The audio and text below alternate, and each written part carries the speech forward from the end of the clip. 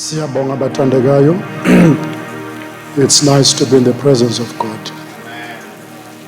Thank you, Jesus. Let's open our Bibles in the book of John, chapter number 5. We are going to read incwadi ya Johane 5 verse 39. Sifunze Johane sahluko sekucala verse laka 1 siyakuma ku verse number 5. Bese sifunza eMahubo 119 verse 130. Bese sima lapho kwanyalo bathandekayo sisavula. Amen. Cela usifunzele ke sisi lawa maverse Johane 5 verse number 39.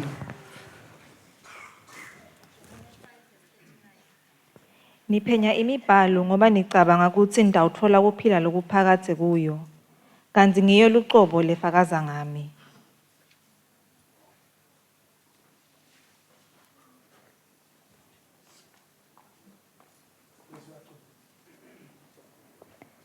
Kepha anivumi kutakimi kuze phela nitoba nekuphila. Mine angilwemukeli ludvumo kubantu. Now ngitsite John 5:39 bese kuba nguJohane chapter 1 verse 1 to 5. Ekuqaleni kungakadalwa lutho, abevele akhona livi. Livi abe kuNkulunkulu, livi abe nguNkulunkulu. Yena lo labekhona nchandi abe nguNkulunkulu. Konke kwadalwa ngaye. Ngaphandle kwakhe kude lokwadalwa kuko konke lokudaliwe. Nguye labe ngumthombo yokuphila. Naloko kuphila bekukukhanya kwebantu bonke. Lokukhanya kukhanya ebumnyameni, bumnyama abuka kwemukeli. Bese siyagcuma siya ku Psalms 119 verse 130.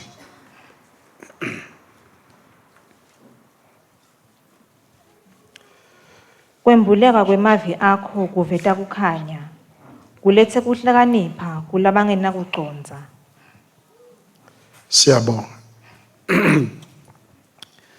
Ngicela ukukhuluma kafishane kulo 30 minutes ngoba kunalokunye lesitawukwenta singakaphumi le chairman wethu watawusenthulela kona ukuze sitawuhamba ngesikhathi. Excuse me. I would like to speak this morning apasi kwesihloko lesithi kumconza Khristu kungisona sikhiya lezi simekisa eveni lelide umkhawulo. Understanding Christ is the key to a world of no limits. Loku umfundisi lasingenisa kuko nasewela singena kulomnyaka sangena ekuzileni sesingena edivuselelweni. Leti mvuselelo tine theme lethi rebuilding the foundations of our faith. Kuvusetela tisekelo tekukholwa kwethu.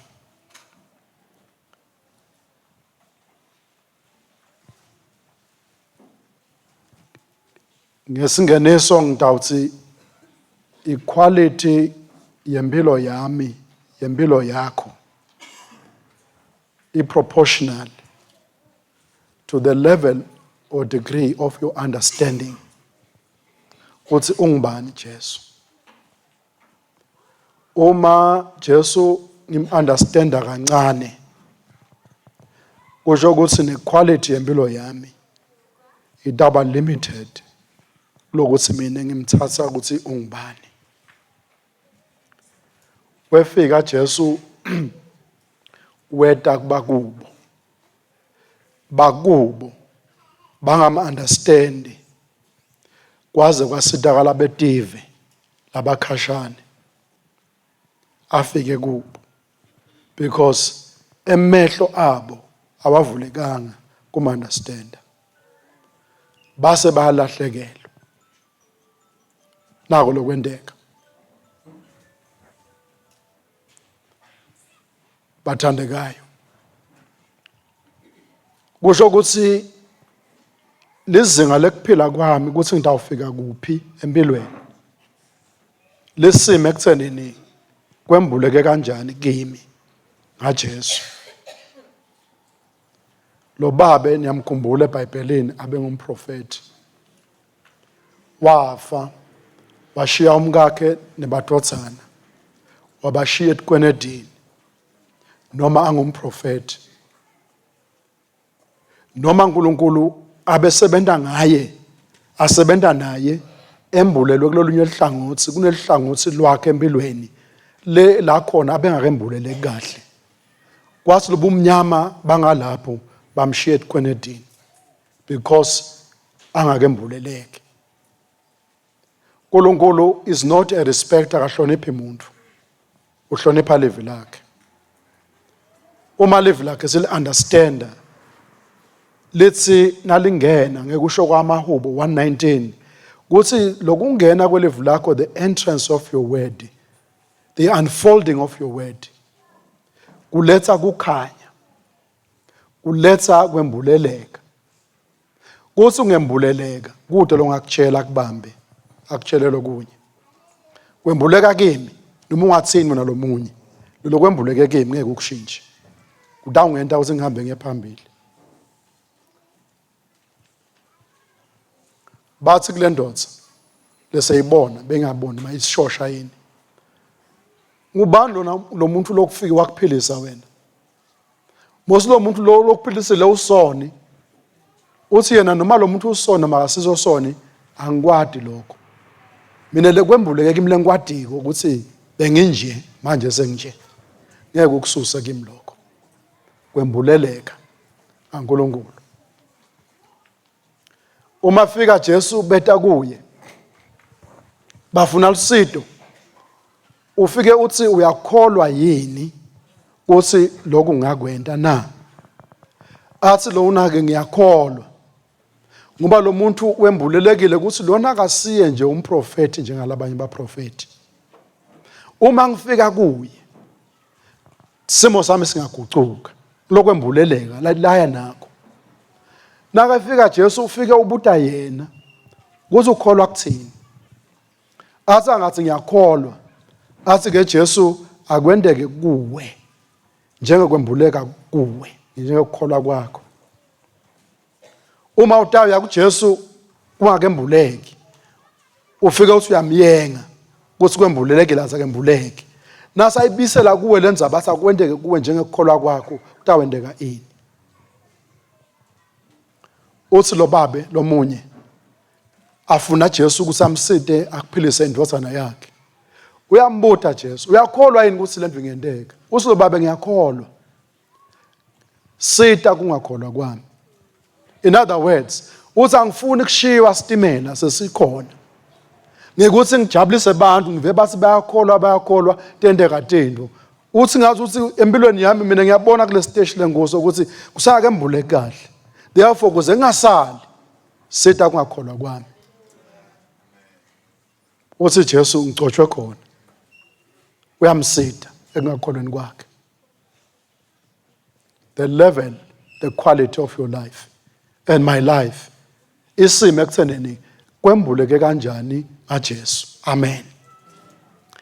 Leli Bible lithi lapha kuJohane 5 nisesha imibhalo. Niya investigator. Ngesingisi you pour over the scriptures.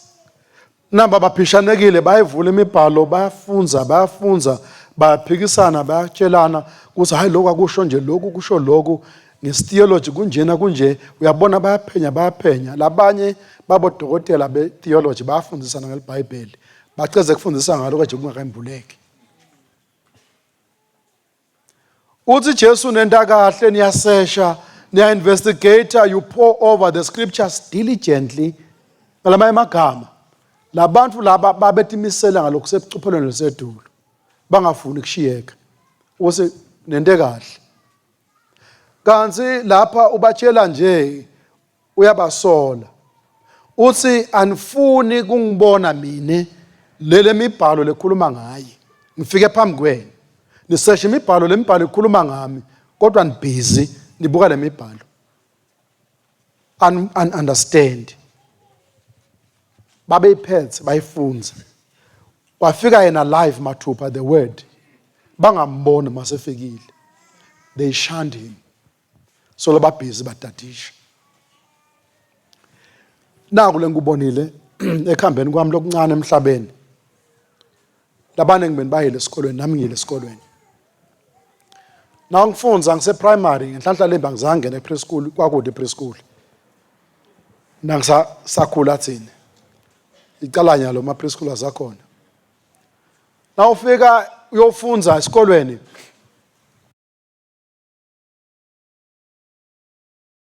bo 7 bo 8 indathane neketshemani njalo nifunza geography nifunza history nifunza i-recitation singisi nifunza i-maths nifunza science nifunza loka nifunza hamba ufika standard 5 angithi bese tiya form 1 na tiya form 1 bese sekuyakhethwa lotinye nathi ifundweni ndentako stream A stream B stream C unetfundo mhlawumbe longadendi ufika ka form 4 form 5 bese uconcentrate kubo science uconcentrate kuphi kuya ngalosi ungena kule building ungene kuloko na ucocoma uye enyuvesi so share bo history share nani nangabe wende ma humanities wende ma sciences wenda eni setiya soyakushaya konke lokunye the level ngibona yenteka na ungena kuleyo level leyo yaphambili you getting deeper into whatever field longena kuyo angithi uyicetse i-tertiary uhambe yongena uyowende bo masters nawe wende masters so share lokunengi so ungena ku field lencane uyangena uze uyofika bo PhD ushiye lokunye wesibese wena uba naro the more uthi uyafunza uyaphenyisisa you live the world lelikhulu ungena into the depths of a small thing ubabona abathwele majazi nani we know a lot about small things small area that's what happens but uzofika lapho ufuna ukuthi uphenye uinvestigate uyahlunga you do a research you spend sleepless nights uze utawuchamwa na something labatayithatha bathi nembala kungikho that's what happens uthi Jesu I am seeing you ngiyanibona niyasesha niya investigate you pour yourself over scripture diligently ngoba nicabanga ukuthi uma nifunza le scripture ndawuthola kuphila kuko usho njalo uthi well and good but simanga ngilokuthi ninenkinga nine nase ngifikela ningibone kwembuleleka kungakwazanga basitakala they were never helped kama lenkosi malibonga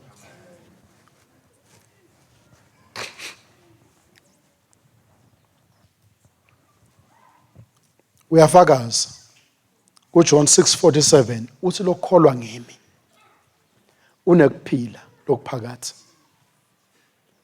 they were doing the right things but kukhona bekushoda but wakholwa lesi liBhayibheli wala unekuphila lokuphakathi so liyaveta ke liBhayibheli kuJohane chapter 1 verse 1 to 5 lithi ekuqaleni before kube nesikhathi abe khona Levi lithi Levi loNkristu beku uNkulunkulu was with God Levi abe nguNkulunkulu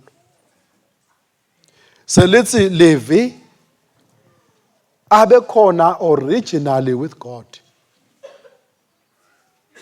lithi Levi wase wembatha inyama he became flesh manifest Levi wase uyabonakala lithi uma uthatha emehlo yakho ukubuka left right and center lokubonako kukhona because of the word Levi lithi kude lokukhona lokudaliwe lokukwaba khona ngaphandle kwa Levi because konke kuchamuke ngaye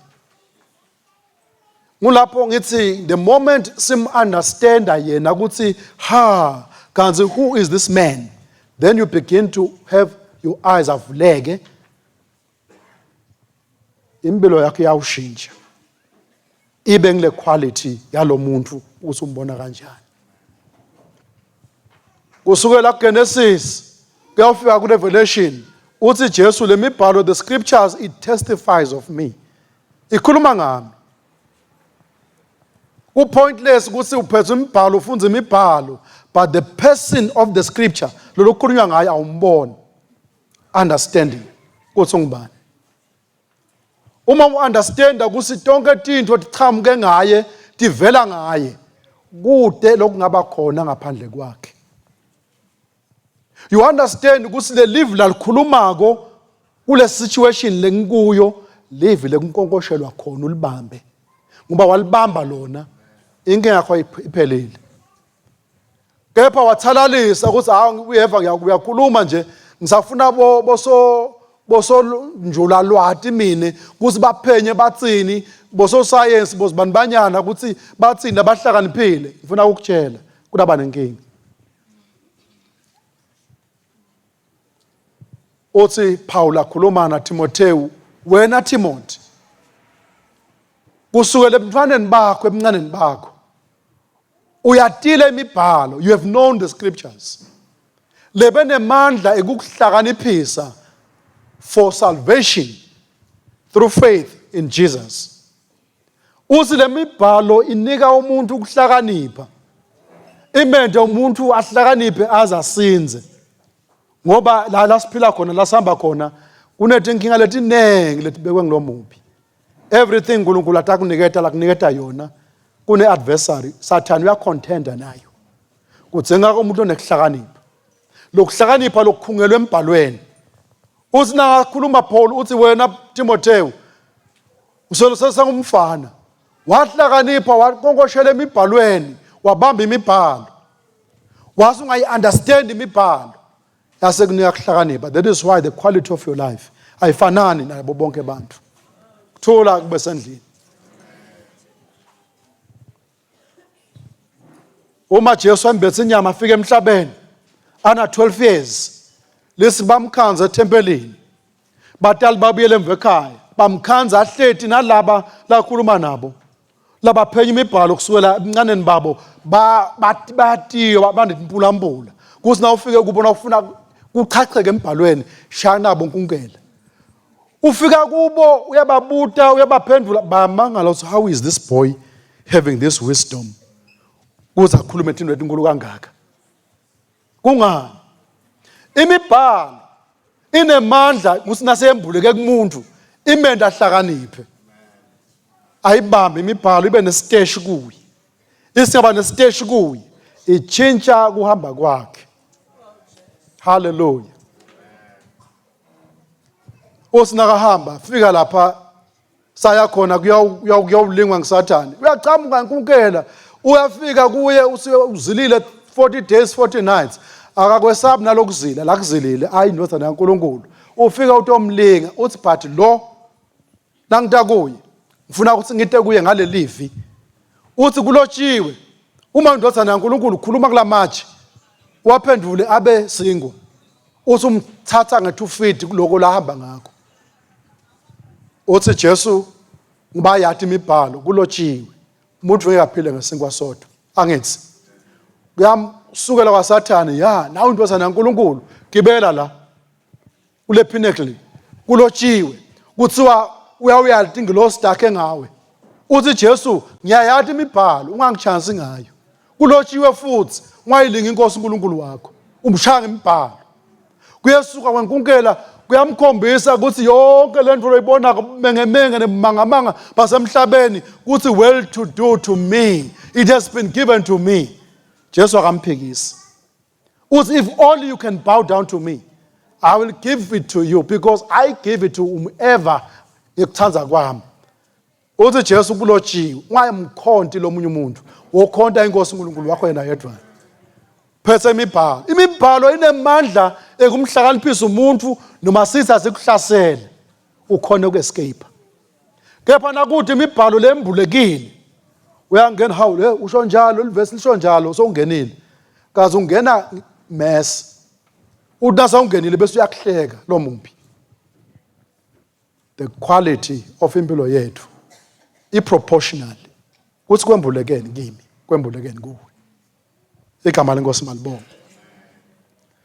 kuthiwa ke in him kuye was life and this life was the light of man nguJesu loyo nase kwembuleke lokho kuthi ufika akhanze kumnyama ignorance bumnyama lobukhona empilweni uthi nakangena yena ngekuphila abe kukhanya kwebantu lithi iBhayibheli lokukhanya kukhanya ebumnyameni kepha lobumnyama abuzange sebubengame kukhanya it has never overpowered nguJesu ke loyo ngeke ehlule lutho bumnyama abuzange sebukhona kubabzobha kukhanya kuthi nakukhanya asekuthatha ngugwinye kugcine kumnyama ngeke kwenteke each time kuqhamuka kukhanya bomnyama buyabaleka asinkulunkulu bantu bami bayabhubha babhubha ngani ngekweswela lwadi hayi ngaletinye izinto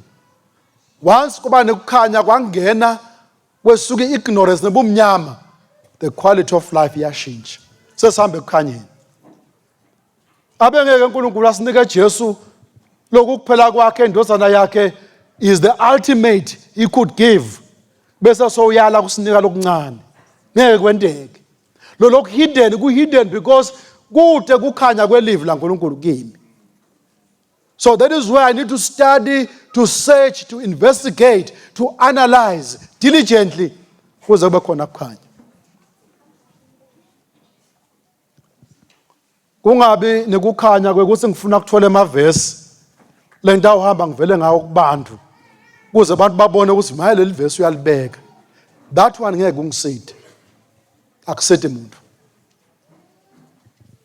because nangendela abantu ngalesikhathi abantu bashaya etandla sekuphelile kwaloko le verse akusiko laloko le verse lekuthi ngicela mina inkosi sitha mina kusi le live lakho nalisangena kimi lifike likhanyise nakukhona bomnyama lobukhona angivume mina ukuthi yebo Nkosi bekumnyama ngala sengibonile kukhanya therefore nasengibonile kukhanya kubonakala ekuhambeni kwami uma ngabe sekunekukhanya kazi bengihamba ngicumukele emgodzini ngeke ngisahamba ngicumukele I will avoid my pitfalls because I know better kukhanya sekukhona kule quality of life kunethinto lengeke uthandazele nasuhambe ekukhanyeni because uhambe ekukhanyeni lethinto dilandzela umuntu lo wathi liqiniso kuze lithini liqiniso the moment lokukhanya sekufikile sengabe eqinisweni that is what God needs uyaphumula nasemthandazweni lo ngadzinga usuyithandaza kwagena kukhanya igama lenkosi malibonga uNkulunkulu asithe mine kukhanye kimi kwembuleke kimi liqiniso ngelevu laNkulunkulu alingene so uthi ke Isaiah 9 verse 6 ngokuba sidalelwe umntwana saphiwa indodana umbuso uyawuba semahlombe akhe igovernance semahlombe akhe so kuthiwa ke ligama lakhe kuyawuthiwa ngu5 ngithanda ngesingisi lithi kuyawuthiwa ngu-wonderful ligama lakhe lekucala why wonderful he does wonders kwendeka tinto lengetendeke kumuntu phaca tendeka kuye kuphela bamangala nababona imimangaliso la endako kuthi how is this man able to do even these mighty works kwenziwa yini he is wonderful kungako nasihlabelela sithi liyangenelisa leligama ngiyaliva kakhulu bathandekayo liyangenelisa you know this name Jesus is more than a punctuation in prayer who's in the name of Jesus once you understand what is carried by this name the moment you speak this name in faith things begin to line up because they understand this man knows this woman knows he knows lolotse bahamba bawela lwandle kwavuka siphepho abalele yena ulala njani kunesiphepho uyavuka uyakhuluma uthi peace be still he knows his position he knows kwena imimangaliso umoya uyathula, emanti ayathula, siphepho siyathula, bathi kanti ungubani lo? Kwendeka timanga. Ukhanza labangaboni bayabona, labangeva bayeva, labangakhulumi bayakhuluma, labafile bayavuka. Hawu, kwendeka njani kanzi? Zange sikubone lokho. Uhambe tikwemanti, zange kwendeke. Ungubani kanzi lo? His name is wonderful. His name is full of wonders. Uma ngifuna isign, ngifuna iwonder, ngifuna miracle, I go to this name. Because this name is loaded. Laniketwa kithi uNkulunkulu. What's in my name? You shall do this. In my name, you shall do this. In my name. Thina sikholwa kulelivi, silandzela leligama, sibita leligama, bese siyathula siyalalela. Uyawulandzela. Ngeke kuhlale kungalandzeli. I'll show you in Habakkuk. I'll show you in Habakkuk soon. Asesimfunze lo Habakkuk. Ngoba ngenteka bese ngibabethele isikhathi sekumfunza. Habakkuk chapter number 2. Awufunzele 2 to 4. Habakkuk ungaleke in the Old Testament. Simakadze wase uyaphemvula wathi, bhala phansi lesembulo, usibhale sicace kuletibhelekece, kuze kuthi kufunzeke kahle. Ngoba lesembulo silindzele isikhathi lesimisiwe, sikhuluma ngesiphetfo lesiphutfumako, futhi ngeke sibonakale singemanga. Noma sisephutisa nje, silindzele sona sitawufika noma kanjani, futhi ngeke sephute.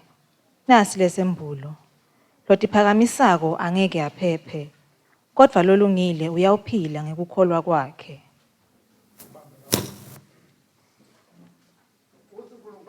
Nakakhulumako longisimakaze uthi bhala phansi lesambulo, usibhale sicace kuletibhelekeca kuze kuthi kufunzeke kahle. Ngoba lesambulo silindzele isikhathi lesimisiwe, the appointed time. Sikhuluma ngesiphetho lesiphuthumako, futhi ngeke sibonakale singemanga. It shall not lie. Kusho uNkulunkulu. Noma siphutisa nje, kungathi kune delay, uthi silindzele sona sitawufika noma kanjani. Futhi ngeke sephute. Yayiva lamagama. Kuthiwa hey, bese ngiyamangala lapha. Lokuthi noma sephutisa nje, singeke sephute. Siyaphutisa noma ngeke siphute. What is happening? Kungabonakala kungazuthi kuyephuta kwendeka. Uthi uNkulunkulu nangabe kuchamuka kimi kusho mina ngiNkulunkulu. Uthi kutaba nje. Noma wena from your reference ungabona ngathi kuyephuta. Uthi uNkulunkulu ngeke kuphute. Kutawendeka. Kutawendeka.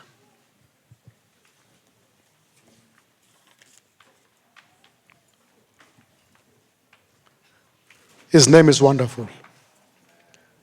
His name is counselor.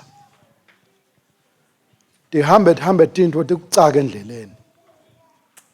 Tisinase tikucakile. Ubese ufuna ushintsha magiya uye kulabadudane nawo. Babute kepha nase kunje kwendeka kanjani. Bakuside. Ukhona lutawusinase uyababuta nabo bafike kukhulde sakhe abasaboni kuthi ngenda njani. Uba siyabafuna labahlakaniphile bafike kwangcingeje. Sewende njani? Uthi this man noma understander, his name is counselor. Uhlalele kukutshela kuthi ke nase kucakekile kunje bese iphuma njani indlela. Ngoba kuye kude ukuthi angisati ukuthi ngidawende njani. Ngoba bazalwane kube uNkulunkulu kuthiwa bengafika lapho khona athwala tandla enhloko athi angisati, we would be doomed. Kungako even before the foundation of the world, wabona ukuthi kutawuhamba kwendekeni, he made a provision. Nkulunkulu. So uNkulunkulu kude lokumshaya surprise. Everything that happens kuye kuma ngaselifilimu lebevele lidlaliwe. He knows walivumela kuze kudaba kanje. So wacakeka. Sekhathi sekuya kulo wonderful counselor. Ngilo Jesu engikhuluma ngaye. He is wonderful. He is counselor. Little Bible, he is the mighty God. uNkulunkulu onemandla. Cabanga kukhona lokumehlulako. Uthi uNkulunkulu kimi uNkulunkulu kukhona lokungangehlula. Is anything too hard for me? Little Bible ngeke kwendeke uNkulunkulu. Umuntu kungaba impossible. Kepha uNkulunkulu konke kuyendeka. Bese uthi kuMarko 9:23 kulokholwako tonke tinto ti possible. Tonke tinto. Akusesi uNkulunkulu kuphela. But nakulo lokholwako Little Bible kulokholwako konke kuyendeka. Why? My eyes were opened. Kuthi Little Bible livi abekhona konke kuvela ngaye. So yakhuluma yena uthi konke kulokholwako kuyendeka kusho yena.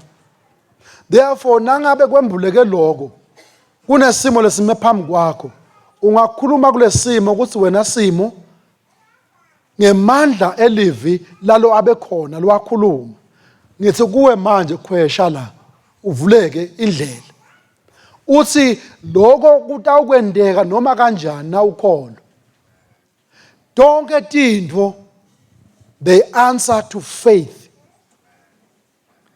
but kukholwa kona kuresponda evini laNkulunkulu kuresponda kulivi lekufuna ukuthola ukuthi ukhulumile livi ngalokho wazi ngathola ukuthi ukhulumile livi ngikholwa nguloko ningathathisi kule ngikubona ngemehlo bese ngiyakhuluma nangukhuluma ngani ngekukholwa sengiyahamba sengiyenda ngiyabe kusekuseni ngathi uma unelitayitela title deed afike nangimabonza une guest house angisho ukuthi make mabonza langinika yini ngiyabekisa ungaze besulwa naye athi mabonza uyathi kuthini Ishmonde lendlu le guest house senginikete wena ngaqala ngimbuka ukuthi uqinisile usho njalo kube nekudawuthanyana asinakathi hoshu title deed anginike yona ngisinathi ngiyabuka ukuthi isuke transfer from Mr James Mabonza ya Ishmonde Fakudze awunestembu sifakiwe seal of authority I don't need kuhamba ngiyoyibona lendlu ngaphatha le title deed the house is mine sengaqala bese ngisinyalo hey keje abantu bangena njani sengifuna amakhasment angisakafiki nakulendlu why strength sami siku title deed ifaith ingiloko ifaith ithi uNkulunkulu ukhulumile na wembuleke ini kimi lo lokukhulunywa uNkulunkulu ngakubona kahle clean that's my title deed ngeke ungitshele lutho ngalokho ngihamba ngalokho mina wena ngaba yakho isala ngawe lenza ukuthi ngide lo lutho lengise nginawo mina iyawusala ngawe mina nginako mina nako title deed ngiphethe kwembuleka kwelevu laNkulunkulu kumuntu kwenda njalo kumniketa litayitela lale tindlu lakhulume ngato omdala wezinsuku because tonke tindlu ti answerisha to the faith which answers to the word of God ngeke sekwenteke usho njalo aBakhukhi nakuthiwe kutawenteka kutaba njalo uma ke mina sengihamba nginwayinhloko ukuthi kepha kutawenteka kanjani seyinkinga yami leyo let me tell you nginihlebele naku sengivala yefika ingelosi ikhuluma naZakaria ithi Zakaria your wife Elizabeth is going to be with child uyaphikisana nengelosi phikisana naGabriel hayi lento lena tawendeka kanjani kanti ezulwini sekukhulunyiwe ukuthi lento itawendeka Kwase kuthiwa kuze kuthi le nto yenteke, let's zip this man. Because ngalokukhuluma kwakhe is going to spoil the whole thing. Kwathiwa sitakuvala lo mlomo wakho nekhuluma. You can't phikise lo lokushiwo uNkulunkulu. Wavala umlomo ngci wangakhulumi kwaze kwendeka le tinto. 6 months down the line, the same angel Gabriel ihamba ya entfombataneni Maria, yefika kuMaria ethi, "Hail wena lobusisiwe esifazaneni, God is with you." Isile ntfombatana, what kind of a greeting is this? Isile ngelosi, wena uyaba nemntwana. Uyabuta ke lo sisi, uthi hawu, utawende kanjani? Number 1, I'm betrothed to Joseph. Mina ngisakahlangani na Joseph. How can this happen? Uthi ke lona, don't worry. I'm Gabriel, ngisithunywa sasezulwini. Moya waNkulunkulu utawufika kusibekele. Bese wena uyakhulelwa. That which you are going to conceive is the holy thing, shall be called the Son of the living God. Uthi ke Maria, akwenteke kimi njengekukhuluma kwakho. Uyamuva uthini? Akaphikisi njenga Zachariah. Uthi akwenteke kimi. In other words, he receives that word. Because he receives that word is implanted into a spirit. So when that thing is aligned, uyahamba uyovakashela Elizabeth. Uma fika kuElizabeth ambingelela. Uthi, Elizabeth, when I heard your voice, the baby inside, uqalile wasuyagcuma. Wase uthi ke Elizabeth, blessed is she, lokholiwe what is said to her from the Lord, for there shall be performance of those things letikhulunywa uNkulunkulu. Ubusisiwe lokholwa lokushiwo uNkulunkulu, ngoba kutawuvele kwenteke kube njalo. Kwembuleka levi kulo ntombazana, walemukela le livi. Because ukholwa ngiloko, there is performance. Inkinga isekuthenini uma ngingakholwa ngale livi lelikhulunyiwe, nothing shall happen. Because I don't believe. Tishana ngemtshefezo kanjalo. Ivala ngamagama lathi Jesu ukhuluma umfanekiso uthi uba nemhlanyeli uyahamba uyahlanyela. Uma hamba uhlanyela lo mhlanyeli uthi imbewu lenye iwela endleleni. Indlela siyayathi. Ihanjwa abantu labanengi. Now jika inhlanyelo khona abantu bayenyathela. Now jika inhlanyelo endleleni ngeke ingene ngoba kuthi umhlabathi kucinile. Now jika inhlanyelo endleleni kufika inyoni tiyahamba tiyandiza awunakudla sibeyole ngibani tiyathatha. Lo mhlanyeli waba nekuhlakanipha. He could have said, "Hey, I'm wasteful. Let me try to chase these birds." Alahlekelwe isikhathi. Let me try to divert the people endleleni. Alahlekelwe isikhathi. Uthi lo mhlanyeli is fine. Iwele endleleni, tinyoni tezulu tayithatha bayenyathela. I will continue to plant the seed. Nasachaza bambuta abafundi kusho ukuthini lokho. Uthi labo labangasendleleni ngulabo lokuthi nangabe lembewu yefika kubo, immediately Satan ufika lithathe lelifi leni kuze ukuthi lingana umila, kuze ukuthi they will not believe, because he knows once the people accept the word, once the people believe the word, there shall be a performance noma kanjani. So la kulwela koSathane ukuthi kulungile angangena enkonzweni lomunye ahlabelela agijime kube kanjani, when it comes to the word sekufuneka kuwe lembewu yelivi bese uthi ngebuthongo wathi kancane. Kusho umuntu angalala ngesikhathi lesicritical kunelivi lokufuna alithole lelicritical bese uyalala. That's the way the enemy is taking the seed. Udawuphapha mahamba ekhaya, the devil knows that word kuba ulitholile belidawushinja impilo yakhe, angifuna alithole, yamlahlekela. Usho njalo ke Jesu. Uthi because once they believe, what is to believe? To believe is to accept as true. When you accept as true, ubonakala ekhambeni kwakho. Ngeke kwenteke uaccept as true kuthi ngemivimbo yakhe uphilile, uthi na uthi ngemivimbo yakhe uphilile bese ubheke eceleni. You have not accepted as true.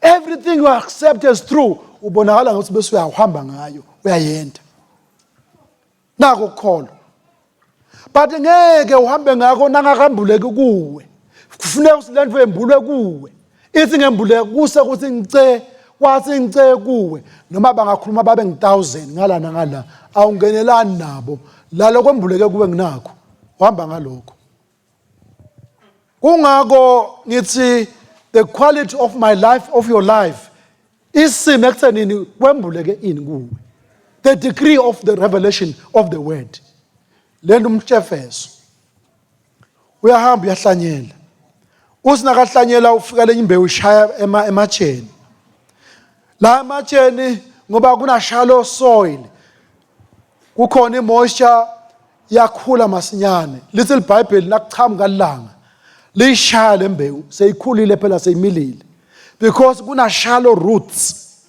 kuna shallow soil yaseyabona leyo mbewu leyo ayifika ngegcineni ku destination yakhona uthini Jesu uthi labo ngilabo labalivako lelive ngekujabula balemukele ngekujabula they accept the word but upon the first temptation they fall away kwende kanjalo evini laNkulunkulu balemukela live ngekujabula bahambela lo wesikhashana awungimgcine ngala ngathi bethi uyeda lo muntu ngona semuntu ashaya limayela lamahamba 400 meters uze usuka ngemandla wamshaya 50 meters hayi nakuyophela 100 meters wase uhamba kancane nasathi 150 meters angisamboni uphelele kuphi lo ngulabo ke labawele ngasendleleni ngasemajeni lona lomunye lo wasendleleni akayisuku uthi nakayisuka nje awe endleleni akayenzanga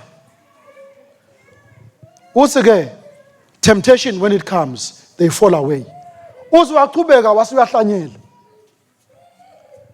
uma hlanyela lembewu uyayithela lenye ingene emenene emanyeveni le manyeveni little bible yakhula kungathi yakhula yasiyaqala ufuna yabhaceka nabe ngumbili emanyeva athi wena awuyinzanga yangase lesithelo sakhona sangafika egcineni uma ngibekisa nge400 meters ngiyawuthi mhlambe ugijimile lo muntu wamshaya 200 meters wasina kulo 300 meter lap wase kuyaphela kupheliswa yini kuthiwa worries anxieties cares of this life iminako yalelive deceitfulness of riches ingcebo wasawunaka yona and the pleasures of life injabulo yaminyanisa lembewu yangasatheli yangafika egcineni balivile lelivi balemukela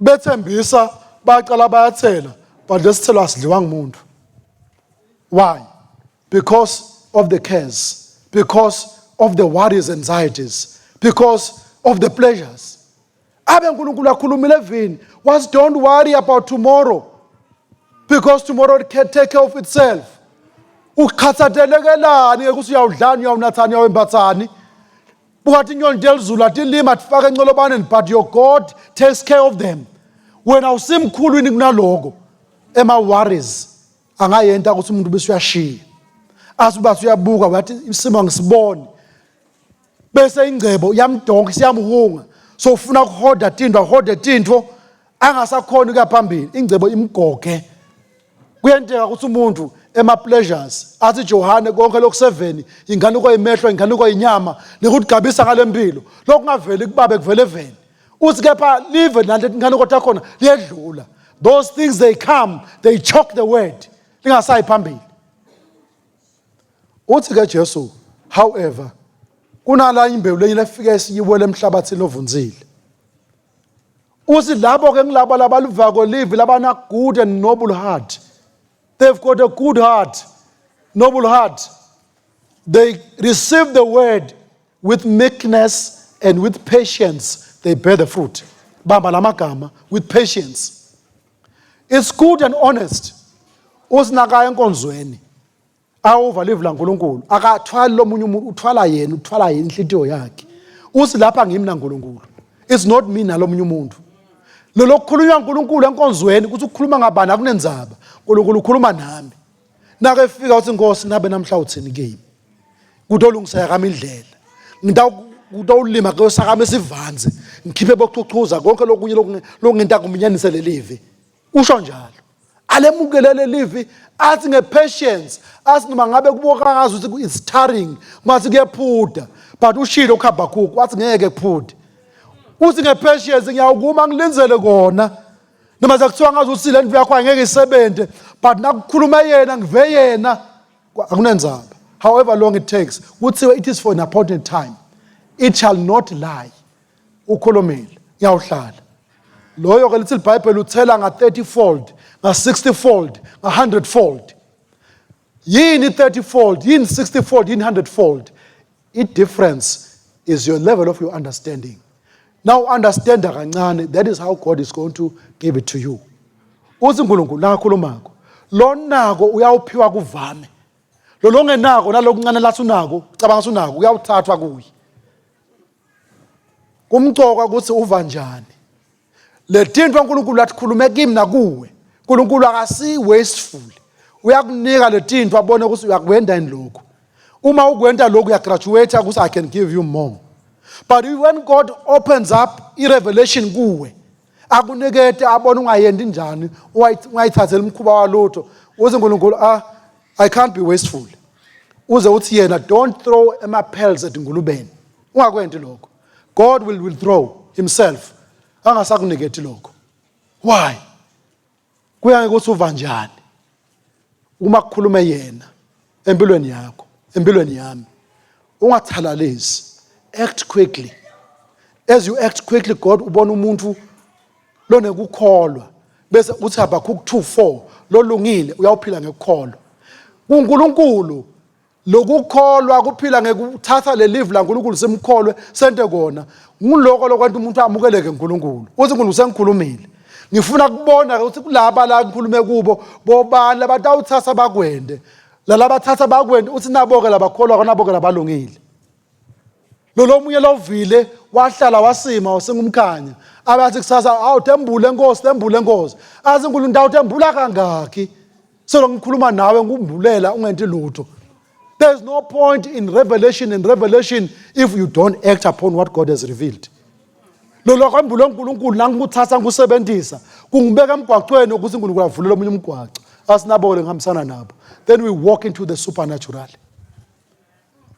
Ilevel yekukholwa kwakho kwembuleka kwakho iyakusida ukuthi usonzele uNkulunkulu. Ibandla lisukumele ngethi inyawo sesithandaza. Hallelujah. Akabonga uNkulunkulu. Blessed be your name. Baba uNkulunkulu sesonzela phambi kwakho. Sibonga Nkosi lelisuku lanamuhla losiphe lona. Sibonga Nkosi livi lokhulume ngalo. Uthi we are studying the scripture.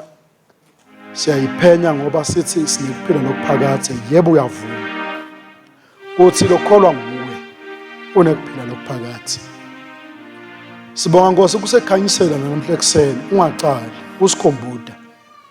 Uthi ekuqaleni levi abekhona naNkulunkulu abekuNkulunkulu anguNkulunkulu. Yena lo yabekhona vele ngcandi anaNkulunkulu. Wase wembatha inyama uyakha phakathi kwethu. This was the life which was the light of man. Wase uyakhanya ebumnyameni. Na ukhanya ebumnyameni kwavela kukhanya.